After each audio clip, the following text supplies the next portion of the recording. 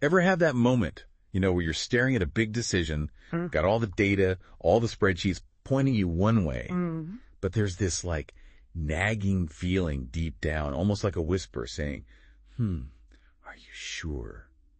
That's what we're diving into today. It's funny, right? We're almost conditioned to think intuition and logic are like on opposite sides of the spectrum, especially in business. Coco. But what if they actually work better together? That's the million-dollar question. And we've got a great guide for this deep dive, an article from Forbes by Alecia Wellen. She's a professional coach. Oh, yeah. But here's the thing. She's also a former business leader, so she's been in those trenches. I love that, that real-world experience, it just hits different than someone who's just like talking theory. Absolutely. So let's get into it. When Wellen talks intuition, it's not just saying, check the spreadsheets, let's wing it. Right. Not at all. No way. She describes it more as hold on, I've got it here. A higher sense of awareness and observation, frequently combined with empathy.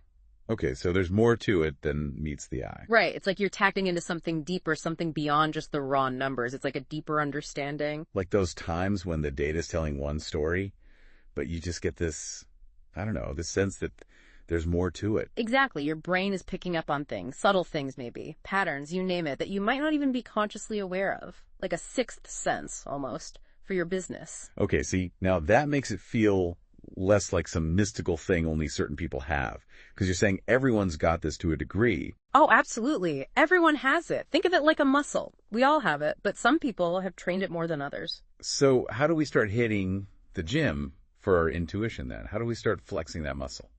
Well, I mean, she's all about starting simple. Find some quiet time, even if it's just a few minutes, and just listen to that inner voice. How do you feel about a decision? Really feel? Is there ease? Is there discomfort? Is there something beyond just the logical pros and cons? It reminds me of, like, when you meet someone new and you instantly get a good or bad vibe, you can't always put your finger on why. Yes. And we've all been there. Sometimes those first impressions are spot on, sometimes they're off, but there's usually something there, right? Same with business decisions. It might be your intuition picking up on something the data isn't showing yet. But the business world, it's all about show me the numbers. Be logical. Mm-hmm. So how do we balance that with this, like, more gut feeling approach? That is the question, isn't it? The thing is, it's not an either-or situation. Intuition and data, they're not enemies. They actually can work really well together. It's about finding that synergy then, right? Like where they complement each other. 100%. Think of your data like a roadmap, right? It gives you the lay of the land, the structure, intuition, that's your compass, helping you navigate those areas where the map might be a little blank. Yeah, that's good. I like that. It helps to make decisions with a fuller picture in mind, Yeah. You're not just being logical, you're not just being impulsive, it's both.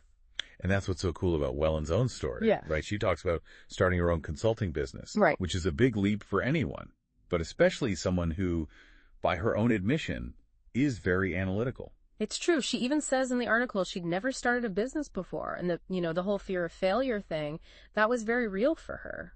Which, I mean, who hasn't felt that, right? It's that, what if it doesn't work out thing. Oh, 100%. And I think that's why her story is so powerful, because it shows you don't have to be like this intuition guru to make it work for you. You can be a numbers person and still have that gut feeling guide you. Exactly. And she even says, like, a big part of her success was pushing past that comfort zone, listening to her intuition, even when it was a little scary. And it paid off big time. Right. Didn't she say she blew past her initial projections? She did. It's like the proof is in the pudding, It is. It's like that saying, magic happens outside your comfort zone.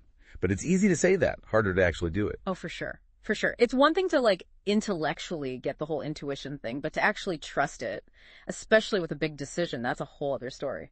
So for someone listening who's like, okay, I want to tap into this, but I'm not about to quit my job on a hunch, where do they even start? Well, Lynn talks about this. She says, start small. Don't go making any huge life changes right away. Find those low-stakes decisions. Okay, so what, like instead of overhauling your whole marketing strategy, you try a new platform for a bit. Exactly. Or maybe you're putting together a team and you're debating between two people. Look at their resumes, yeah, but also pay attention to how you feel about each person. It's about learning to trust those little whispers, right? Yeah. Those feelings you get that you can't always explain. Yes.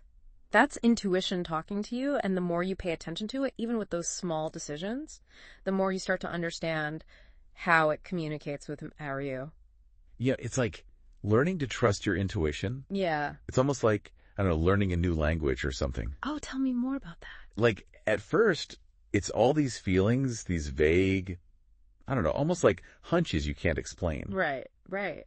But the more you actually pay attention, it's like you start picking up on the little things. Yes. The nuances, you start to see the patterns. It's like anything else. The more you do it, Exactly. the more familiar it becomes. And it's probably different for everyone. Yeah. Like, what feels right for one person. Oh, absolutely. Absolutely. It's so personal. That's why this whole cookie cutter approach to business, it doesn't resonate with intuition. It's like your own intuition fingerprint or something. Yes. And the more you can understand your own intuition, the better. It takes time, though. It's a process. It is. It's not like you just wake up one day and boom, you're suddenly... Intuition guru? Exactly. You've got to, pay attention to those gut decisions, see what happens. Were you right? Were you wrong? It's all data.